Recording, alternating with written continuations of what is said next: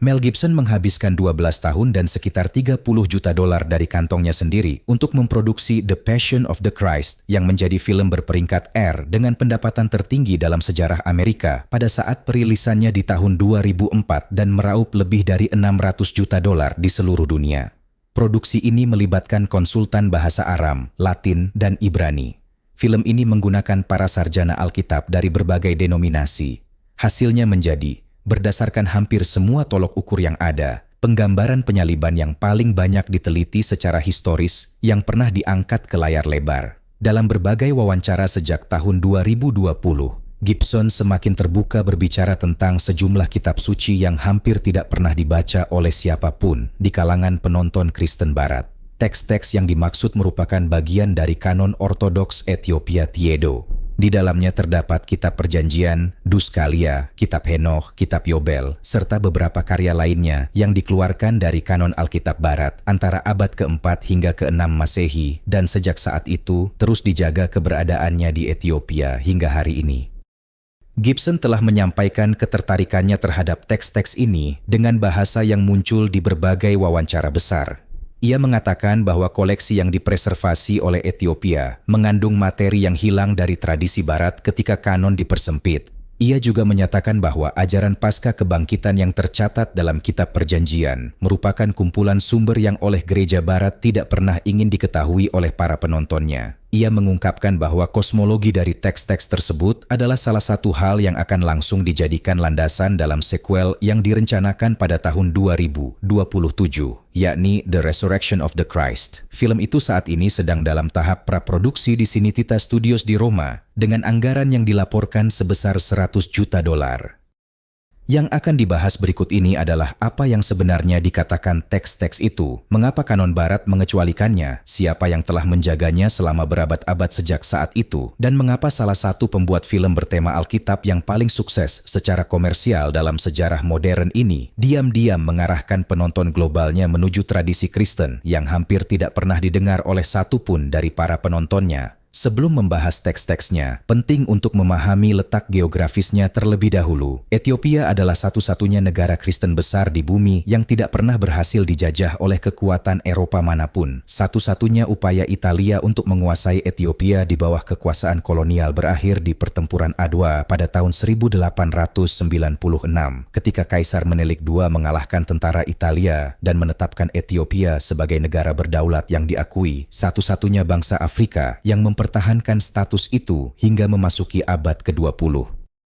Pendudukan era Mussolini antara tahun 1936 hingga 1941 berlangsung singkat dan tidak pernah menghasilkan penimpaan budaya seperti yang mendefinisikan kolonialisme di tempat lain di benua tersebut. Satu fakta itulah, yakni ketiadaan lapisan pengaruh Eropa yang berkelanjutan yang menjadi alasan mengapa tradisi skriptural Ethiopia bertahan dalam bentuknya yang sekarang. Teks-teks yang dikeluarkan dari kanon Barat disingkirkan oleh konsili-konsili yang beroperasi di bawah otoritas langsung Kekaisaran Romawi dan negara-negara penerusnya. Ethiopia tidak pernah tunduk pada konsili-konsili tersebut. Para uskupnya tidak hadir. Para juru tulisnya tidak menerima dekret yang bersangkutan. Teks-teks itu terus disalin dalam bahasa GS, bahasa liturgi kuno kekristenan Ethiopia, di biara-biara yang tidak pernah dijangkau oleh otoritas Eropa. Dr.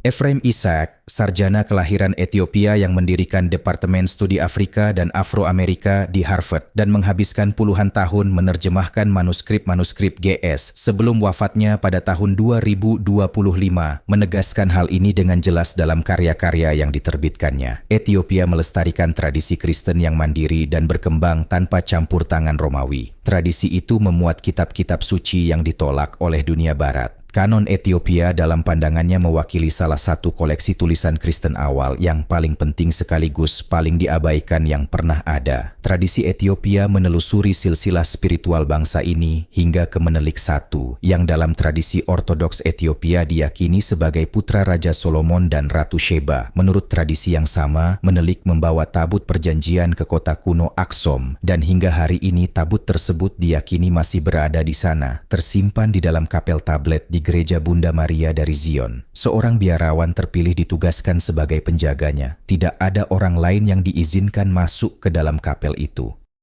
Terlepas dari apakah klaim ini diterima secara harfiah atau tidak, adanya sebuah peradaban utuh yang terorganisir di seputar penjagaan sebuah artefak Alkitabiah memberikan gambaran tentang betapa dalamnya hubungan budaya antara Ethiopia dan kitab sucinya. Catatan sejarah menempatkan kehadiran kekristenan di Ethiopia seawal abad ke-4 Masehi. Agama itu bukan dibawa oleh misionaris Romawi. Ia diterima langsung dari Vermentius, seorang Kristen Suriah yang mengislamkan Raja Azana dari Aksom sekitar tahun 330 Masehi. Pada saat Konsili Nicea sedang menyelesaikan pekerjaannya di barat, Ethiopia sudah menjadi sebuah kerajaan Kristen yang berjalan secara mandiri. Sejumlah sarjana berpendapat, berdasarkan kisah para rasul, bahwa kehadiran Kristen di Ethiopia bisa ditelusuri hingga abad pertama melalui pertobatan sida-sida Ethiopia di bawah bimbingan Filipus, sang penginjil. Pada abad ke-6, penjelajah Yunani bernama Kosmos Indikopes mengunjungi Ethiopia dan menggambarkannya dalam karya topografi Kristennya sebagai sebuah bangsa Kristen yang sudah mapan, yang menampung para pemeluk iman yang teraniaya dari seluruh wilayah sekitarnya.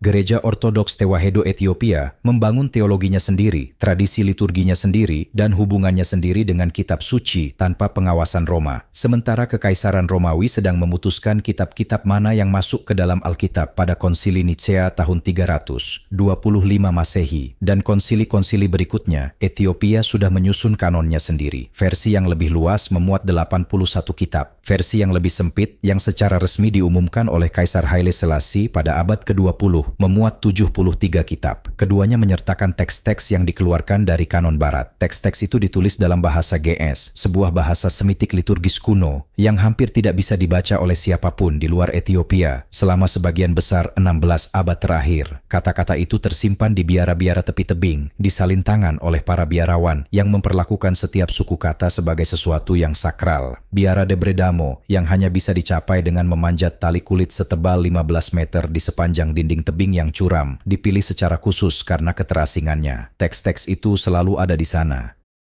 Dunia di luar Ethiopia hanya tidak mampu membacanya. Kitab Perjanjian. Salah satu teks paling penting dalam kanon Ethiopia disebut Kitab Perjanjian. Dikenal dalam bahasa GS sebagai Meshafe Kidan. Inilah teks tertentu yang paling banyak mendapat perhatian dalam diskusi publik Gibson mengenai tradisi Ethiopia. Gibson yang mempekerjakan para sarjana Alkitabiah dan penasihat sejarah untuk film Sengsara Kristus secara terbuka menyuarakan pentingnya sumber-sumber Kristen Pranisea, yaitu teks-teks yang beredar sebelum Kekaisaran Romawi membakukan Alkitab. Kitab Perjanjian mengklaim merekam kata-kata langsung Yesus yang disampaikan kepada para muridnya selama 40 hari antara kebangkitan dan kenaikannya. Injil-Injil Barat yang standar hanya mencakup periode itu dalam beberapa ayat saja. Sebuah penampakan singkat kepada Maria Magdalena, instruksi pendek kepada para murid, perjalanan ke Emmaus, lalu kenaikan. Tradisi Ethiopia memperlakukan ke-40 hari itu sebagai puncak, bukan sekadar catatan kaki. Dalam Kitab Perjanjian, Yesus menghabiskan seluruh masa itu untuk menyampaikan sekumpulan ajaran tersendiri yang oleh naskah-naskah tersebut disebut gulungan-gulungan surgawi yang memuat materi tentang arsitektur dunia rohani, kemerosotan gerejanya di masa depan, dan kebangkitan umat manusia yang akan menandai berakhirnya zaman ini. Dalam Kitab Perjanjian, Yesus tidak berbicara sebagai seorang tukang kayu yang rendah hati. Ia berbicara sebagai sosok kosmis yang berdaulat. Ia memerintahkan para pengikutnya untuk membangun kerajaan Allah, namun bukan dengan pasukan, bukan dengan aliansi politik, bukan pula dengan kekayaan yang ditimbun. Hanya Roh Kuduslah, katanya, yang akan menjadi kekuatan mereka. Ia mengajarkan bahwa apa yang terjadi di dalam hati seorang manusia jauh lebih bermakna dibandingkan setiap kuil batu yang pernah didirikan. Kerangka ini sejalan dengan fokus teologis interior yang menjadi ciri khas tradisi Ethiopia. Hal ini juga selaras dengan ajaran yang secara teologis pasti merepotkan bagi gereja institusional yang pada masa penyempitan kanon sedang menjadi infrastruktur agama resmi Kekaisaran Romawi. Lalu datanglah peringatan-peringatan itu. Yesus memberitahu para pengikutnya bahwa seiring waktu, orang-orang akan memutarbalikkan kata-katanya hingga tak lagi bisa dikenali. Mereka akan berteriak menyebut namanya di jalanan sementara hati mereka tetap hampa. Mereka akan mendirikan kuil-kuil megah dari emas dan marmer, namun melupakan satu-satunya kuil yang benar-benar penting, yaitu kuil yang ada di dalam jiwa manusia. Ia meramalkan peperangan yang dilancarkan atas nama benderanya. Ia memperingatkan tentang zaman ketika kebohongan diperlakukan sebagai kebenaran. Ia berkata dalam sebuah kalimat yang telah berulang kali dikaji oleh para komentator Ethiopia selama 6 abad analisis. Kegelapan akan datang ketika orang-orang tidak lagi mengenal suaraku. Ia melanjutkan, berbahagialah mereka yang menderita demi namaku. Teks itu berbicara bukan melalui kata-kata, melainkan melalui kesunyian. Ini bukan Injil kemakmuran, ini bukan janji kenyamanan. Ini adalah sosok Kristus yang berjalan di sisi mereka yang terlupakan. Orang-orang yang percaya dengan sungguh-sungguh, namun tidak pernah bersuara. Mereka yang dilewati begitu saja oleh dunia sekitarnya tanpa pernah diperhatikan. Dr. Getachew, salah satu cendekiawan naskah Ethiopia paling produktif di era modern, menghabiskan berpuluh-puluh tahun di Hill Museum and Manuscript Library di Collegeville, Minnesota, mengkatalog dan menerjemahkan teks-teks dari tradisi Ethiopia sebelum wafatnya pada tahun 2021. Penelitiannya membuktikan bahwa Kitab Perjanjian bukanlah sebuah fabrikasi abad pertengahan. Kitab ini merupakan bagian dari tradisi tekstual yang berakar dalam pada komunitas Kristen awal, dengan saksi-saksi manuskrip yang menunjuk pada materi sumber yang jauh lebih tua dibandingkan salinan-salinan yang masih bertahan. Para juru tulis Ethiopia memperlakukan bagian-bagian ini dengan penghormatan yang sama seperti yang mereka berikan kepada keempat Injil kanonik. Mereka tidak sekadar melestarikan teks tersebut, mereka membangun seluruh kehidupan spiritual mereka di sekelilingnya. Karya katalogisasi yang diterbitkan Hale mencakup ribuan halaman dan tetap menjadi referensi modern utama bagi para sarjana yang mendekati kanon Gaes dari luar tradisi Ethiopia. Kitab Perjanjian hadir dalam 2 bagian dalam pelestarian standar Ethiopia. Bagian pertama memuat materi mengenai tata gereja, struktur komunitas Kristen awal, dan pengaturan institusional yang dicatat sebagai diberikan Yesus kepada para muridnya selama 40 hari itu. Bagian kedua memuat materi eskatologis, yakni ajaran-ajaran tentang zaman akhir, korupsi gereja, dan kebangkitan roh. Bagian eskatologis inilah yang paling banyak mendapat porsi dalam komentar Ethiopia sepanjang berabad-abad, dan bagian yang menghasilkan manuskrip-manuskrip yang paling banyak dianotasi. Tradisi penafsiran yang dibangun di sekelilingnya begitu kaya, sehingga pendidikan teologi Ethiopia di tingkat monastik yang lebih tinggi mencakup bertahun-tahun studi terfokus pada bagian tunggal ini. Data Scalia. Jika Kitab Perjanjian terasa seperti sebuah nubuat, maka Data Scalia terasa seperti sebuah dakwaan. Gaes Daskalia adalah dokumen pengajaran yang memberikan petunjuk praktis langsung tentang bagaimana cara hidup sebagai pengikut Kristus yang sejati. Petunjuk-petunjuknya sangat spesifik. Hiduplah dengan sederhana, berpuasalah secara teratur, berdoalah tanpa henti. Jauhilah pemimpin-pemimpin korup yang mengeksploitasi umat beriman. Bahasanya terus terang dan tanpa basa-basi.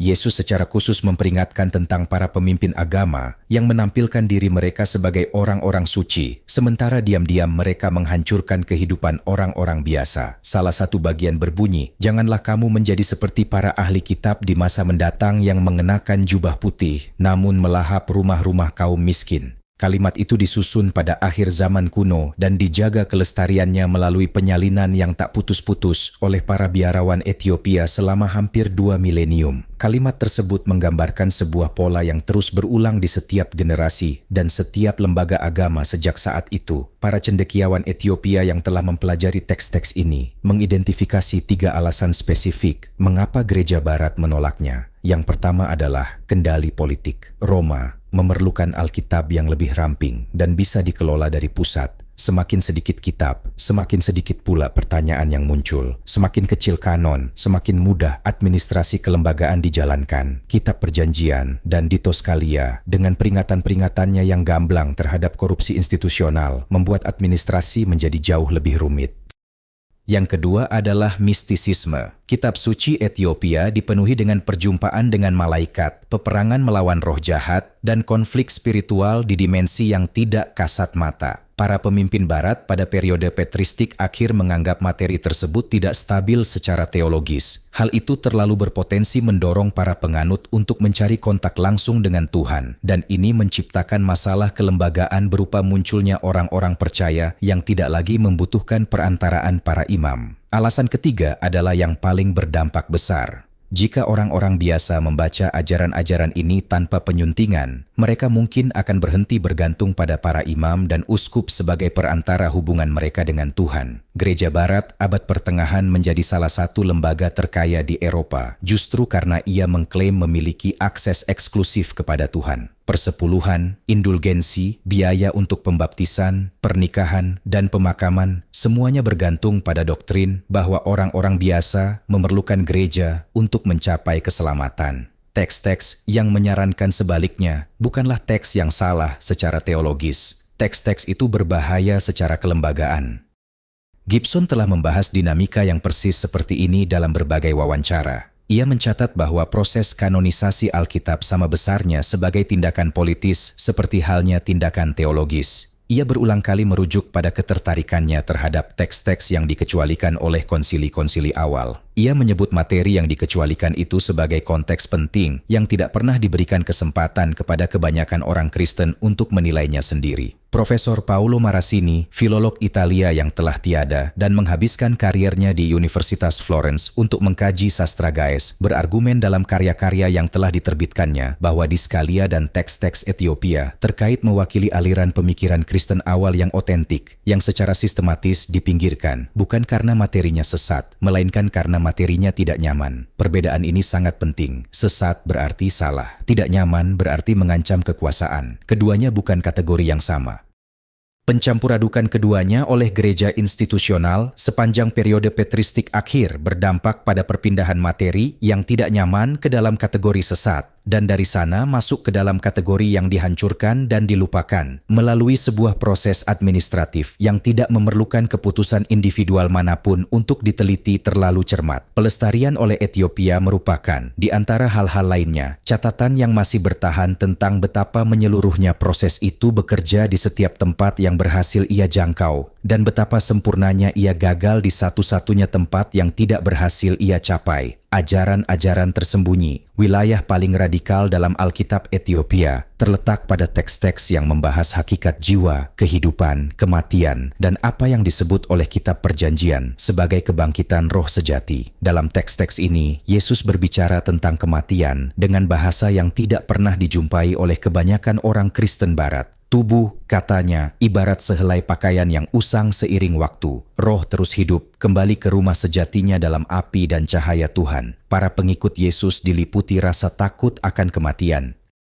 Yesus mengatakan kepada mereka bahwa ketakutan itu sesungguhnya salah sasaran. Yang benar-benar perlu ditakuti, katanya, bukanlah kematian fisik. Yang sesungguhnya mengerikan adalah hidup tanpa roh. Ia menyebut kondisi ini sebagai kematian yang berjalan sementara jantung masih berdetak. Seseorang bisa saja masih hidup secara jasmani, namun sepenuhnya hampa di dalamnya, terputus dari cahaya ilahi, mengisi kekosongan itu dengan kebisingan, harta benda, dan kesombongan, melupakan bahwa kehadiran Tuhan sudah bersemayam di dalam hati manusia. Setiap pikiran, setiap perasaan dalam kerangka ini membawa bobot spiritual. Semuanya bisa mengangkat jiwa menuju cahaya atau menyeretnya ke dalam kegelapan. Para malaikat berjalan di sisi setiap manusia. Setan-setan membisiki pikiran. Tidak ada yang bersifat netral. Setiap keputusan kecil membangun tangga menuju surga atau jalan menuju kegelapan. Kerangka kosmologis ini jauh lebih terperinci dan jauh lebih menuntut dibandingkan katekismus Barat yang hanya menyentuh permukaan.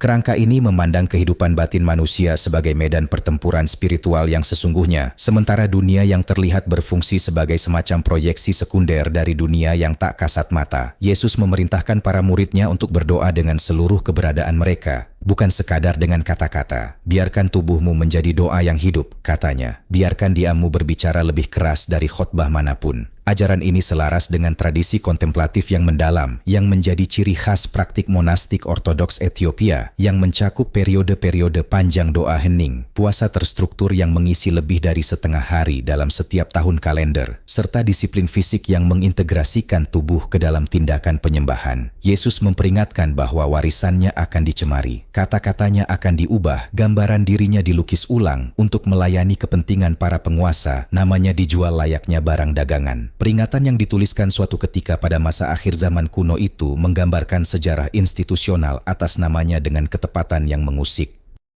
Terdapat sebuah bagian yang luar biasa dalam naskah-naskah ini mengenai hakikat penciptaan itu sendiri. Tulisan-tulisan Ethiopia menggambarkan dua kekuatan yang bekerja di alam semesta. Satu adalah Sang Pencipta sejati, sumber segala cahaya dan kebaikan yang murni. Yang lain adalah sosok yang dipenuhi kesombongan, yang membangun sebuah dunia palsu, dunia yang tampak indah di permukaannya namun hampa di dalamnya. Makhluk ini buta terhadap cahaya yang lebih besar di atasnya, menyatakan dirinya sebagai satu-satunya Tuhan. Namun ia hanyalah pembangun bayangan, bukan roh. Kerangka pemikiran ini memiliki kesamaan yang substansial dengan unsur-unsur tradisi Gnostik Setian yang terdokumentasi dalam perpustakaan Nag Hammadi yang ditemukan pada tahun 1945 di Mesir bagian atas. Meskipun demikian, tradisi Ethiopia ini berdiri sendiri dan secara kesinambungan tekstual jauh lebih tua dari dokumen-dokumen tersebut. Yesus dalam naskah-naskah ini mengatakan bahwa ia memasuki dunia palsu ini bukan semata untuk mengampuni dosa, melainkan untuk membangunkan manusia dari ilusi itu sepenuhnya. Cahaya Tuhan yang sejati, demikian ajarannya, masih tersembunyi di dalam segala sesuatu, bahkan di kegelapan yang paling dalam sekalipun. Misi setiap jiwa adalah menemukan percikan cahaya yang terpendam itu dan membawanya kembali kepada cahaya abadi. Ini adalah pemahaman tentang keselamatan yang secara mendasar berbeda dari apa yang selama ini diajarkan kepada sebagian besar orang Kristen Barat. Pemahaman ini tidak bertentangan dengan Kristologi Ortodoks. Namun, pemahaman ini jauh lebih menuntut dan jauh kurang mudah untuk dikemas secara institusional. Dr. Kirsten Sjofren Peterson, seorang sarjana Denmark yang menghabiskan bertahun-tahun tinggal di antara komunitas-komunitas monastik Ethiopia sambil mempelajari naskah-naskah mereka secara langsung, menggambarkan bagian-bagian ini dalam karyanya yang diterbitkan sebagai sebuah bentuk kekristenan yang jauh lebih bersifat batin dan menuntut dibandingkan apapun yang pernah dipertahankan oleh tradisi Barat. Ia menulis bahwa para biksu Ethiopia yang pernah bekerja sama dengannya memandang ajaran-ajaran ini bukan sebagai peninggalan kuno, melainkan sebagai petunjuk yang hidup, sama mendesaknya hari ini seperti pada hari pertama kali diucapkan. Penelitian lapangannya yang dilakukan selama beberapa dekade di biara-biara yang hampir tidak pernah dimasuki oleh peneliti Barat manapun menghasilkan catatan paling rinci yang tersedia tentang bagaimana teks-teks tersebut berfungsi dalam kehidupan devosional yang aktif. Nubuat terakhir. Sebelum kenaikannya, teks-teks Ethiopia menyebutkan bahwa Yesus menyampaikan apa yang mereka sebut sebagai nubuat terakhirnya. Menurut orang-orang yang mengenal perjalanan panjang penelitian Gibson untuk sekuelnya yang direncanakan, The Resurrection of the Christ, bagian ini telah menyita perhatian sang sutradara dalam porsi yang sangat besar. Alasannya sangat jelas. Nubuat itu terdengar seperti gambaran masa kini. Yesus berkata bahwa suatu masa akan tiba ketika kasih akan lenyap dari muka bumi. Iman akan berubah menjadi pertunjukan. Orang-orang akan beribadah dengan mulut yang terbuka, namun hati yang tertutup rapat.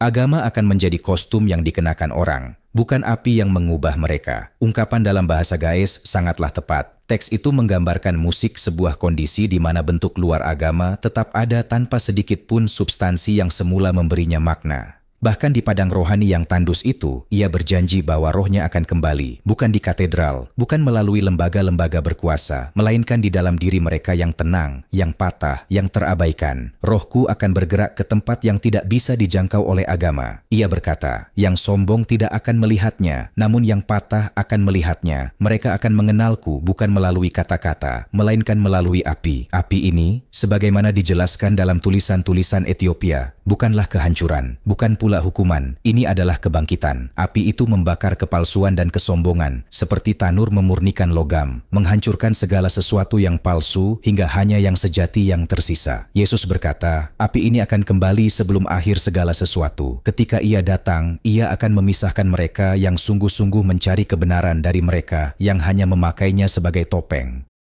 Banyak cendekiawan yang telah mempelajari teks-teks ini percaya bahwa nubuat tersebut berbicara langsung kepada saat ini. Sebuah dunia yang tenggelam dalam keserakahan, kebajikan pura-pura, dan kehampaan spiritual. Sekaligus merindukan sesuatu yang nyata, sesuatu yang tidak bisa dibeli, diberi merek, atau dikendalikan, sesuatu yang tidak bisa diproduksi oleh algoritma manapun dan tidak bisa dikandung oleh lembaga manapun. Kemudian datanglah janji itu. Kalimat yang dalam catatan kerja penelitian Gibson dilaporkan selalu ia kembali baca lebih dari bagian manapun dalam manuskrip Ethiopia tersebut. Kebenaran tidak pernah bisa mati. Teks itu berkata, aku adalah benih dan pedang, aku akan kembali. Teks-teks Ethiopia tidak berakhir dengan keputusan keputusasaan. Mereka berakhir dengan sebuah pernyataan bahwa tidak ada jumlah korupsi, penindasan, atau pengkhianatan institusional yang mampu memadamkan kebenaran secara permanen. Kebenaran akan menemukan jalannya kembali, bukan melalui kekaisaran, bukan melalui organisasi, melainkan melalui hati manusia secara individual yang menolak berhenti mencari. Para biksu yang menjaga kata-kata ini selama 16 abad memahami sesuatu yang tampaknya juga dikenali Gibson dengan caranya sendiri. Mereka bukan sedang melestarikan manuskrip-manuskrip kuno, mereka menjaga agar tetap hidup sebuah pesan yang nyata, yang telah dilupakan oleh dunia lainnya atau secara aktif dicegah untuk didengar. Apa yang dipahami Gibson? Pertanyaan yang muncul dari semua ini sangatlah langsung. Mengapa salah satu sutradara paling sukses Hollywood, seorang pria yang menghabiskan lebih dari 1 dekade dan ratusan juta dolar demi mengejar keakuratan biblika, mengarahkan penonton global menuju teks-teks yang ditolak oleh kekristenan arus utama hampir 2000 tahun yang lalu? Gibson bukanlah tokoh pinggiran. The Passion of the Christ meraup lebih dari 600 juta dolar di seluruh dunia. Ia berkonsultasi dengan para cendekiawan Vatikan, pakar bahasa Aram, dan sejarawan dari berbagai benua selama produksinya. Ketika Gibson menarik perhatian publik pada sebuah teks Alkitabiah, hal itu membawa bobot yang secara struktural tidak mampu ditandingi oleh jurnal akademis manapun. Ketertarikannya pada Alkitab Ethiopia bukanlah sesuatu yang biasa-biasa saja. Laporan-laporan yang ada menunjukkan bahwa Gibson telah mempelajari secara mendalam teks-teks yang berasal dari sebelum abad ke-9, termasuk manuskrip-manuskrip Ethiopia, sebagai bagian dari risetnya tentang apa yang dikatakan dan dilakukan Yesus selama 40 hari antara kebangkitan dan kenaikannya. Periode yang sama dengan yang diklaim Kitab Perjanjian untuk dibahas secara terperinci. Pembuat film bertema Alkitab yang paling sukses secara komersial dalam sejarah modern sedang menelaah teks-teks yang sama yang dijaga oleh para biarawan Ethiopia dengan taruhan nyawa mereka selama berabad-abad. Teks-teks yang sama yang pernah dikesampingkan oleh Roma, teks-teks yang sama yang mengandung peringatan tentang gereja-gereja palsu, nubuatan tentang rusaknya nama Kristus, serta ajaran-ajaran tentang api rohani batin yang tidak bisa dikendalikan oleh lembaga manapun. Jika Alkitab Ethiopia menyimpan bahkan sebagian kecil saja dari ajaran-ajaran otentik Yesus, maka dampaknya sangat besar. Kanon Alkitab Barat tidaklah lengkap. Seluruh dimensi dari pesan Kristus telah disembunyikan dari miliaran orang selama puluhan generasi. Dan tradisi Kristen tertua serta paling tak terputus di muka bumi, yang tidak pernah ditaklukkan, tidak pernah dijajah, tidak pernah berada di bawah kendali kelembagaan Roma, telah menyimpan materi yang hilang itu sepanjang waktu, sementara dunia lainnya diberitahu bahwa kanon sudah final dan tidak perlu dipertanyakan lagi. Pertanyaan yang lebih dalam bukan sekadar apa yang disembunyikan, melainkan mengapa. Mengapa sebuah lembaga yang mengaku mewakili ajaran Yesus dengan sengaja menekan kata-kata yang tercatat sebagai ucapannya sendiri? Struktur kekuasaan seperti apa yang diuntungkan oleh jemaat yang hanya mendengar sebagian dari pesannya? Dan apa yang terjadi pada struktur kekuasaan itu ketika pesan yang utuh akhirnya terungkap ke hadapan cahaya? Itulah pertanyaan-pertanyaan yang sedang diajukan Gibson. Itulah pertanyaan-pertanyaan yang telah dijawab Ethiopia selama 16 abad. Pertanyaan-pertanyaan yang begitu terdengar sulit untuk dikesampingkan. Baik teks-teks itu diterima sebagai kitab suci yang terjaga secara ilahi maupun sebagai tradisi teologis kuno yang layak dikaji secara serius, inti pesan yang dibawanya sulit untuk diabaikan. Kerajaan Allah dalam pandangan Ethiopia bukanlah suatu tempat yang jauh di sana. Bukan pula hadiah yang dibagikan setelah kematian. Ia ada di dalam diri setiap manusia yang hidup saat ini juga. Jiwa itu sendiri adalah bait yang sesungguhnya. Api kebenaran, betapapun berabad-abad telah terkubur, tidak bisa dipadamkan untuk selamanya. Tradisi teologis Barat pada akhirnya harus berhadapan secara serius dengan warisan pelestarian Ethiopia ini. Proyek digitalisasi Hill Museum and Manuscript Library yang telah mengkatalog puluhan ribu manuskrip GS sejak akhir tahun 1970-an secara bertahap membuat materi sumbernya bisa diakses oleh para sarjana yang tidak membaca bahasa aslinya. Terjemahan-terjemahan mulai bermunculan, komentar-komentar pun mulai hadir. Tembok-tembok yang selama ini membuat tradisi Ethiopia tak terlihat oleh khalayak Barat selama 1600 tahun perlahan-lahan mulai runtuh. Ketika keterlibatan itu terjadi dalam skala besar, pembicaraannya tidak akan lagi berkisar tentang apakah teks-teks itu otentik secara teologis. Yang akan dibahas adalah mengapa sekumpulan materi yang tampaknya dianggap mendasar oleh gereja mula-mula itu disembunyikan dari umat Kristen sedunia sepanjang seluruh sejarah kelembagaan Gereja Barat. Jawaban atas pertanyaan itulah yang paling ingin dihindari oleh struktur-struktur kelembagaan Barat.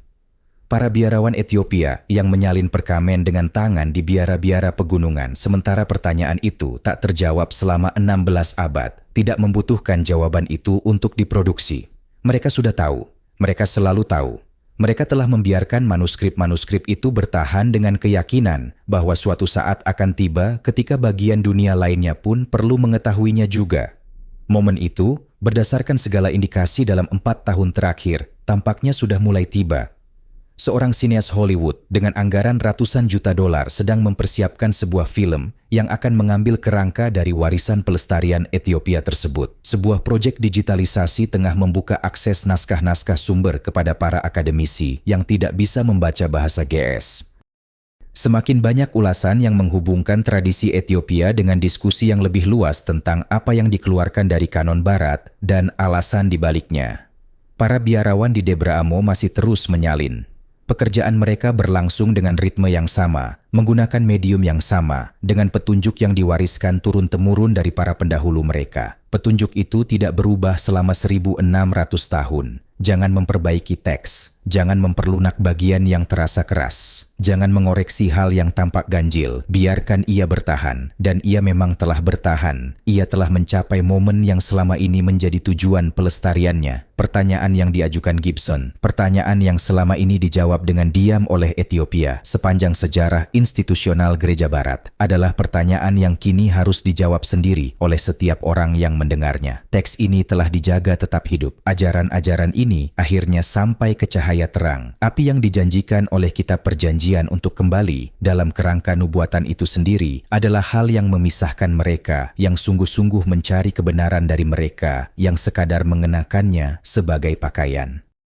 Para biarawan telah menjalankan peran mereka. Naskah itu selamat. Apakah ada yang mendengar apa yang dikatakannya dan apakah ada yang membiarkan apa yang mereka dengar mengubah diri mereka? Itulah satu-satunya bagian dari nubuatan yang tidak bisa dikendalikan oleh para biarawan. Bagian itu, berdasarkan logika struktural nubuatan itu sendiri, memang dari awal selalu menjadi tanggung jawab siapapun yang kebetulan sedang membaca saat keheningan panjang itu akhirnya pecah. Teks-teks ini telah menunggu selama 16 abad. Pertanyaannya adalah, apakah sang pembaca sudah siap?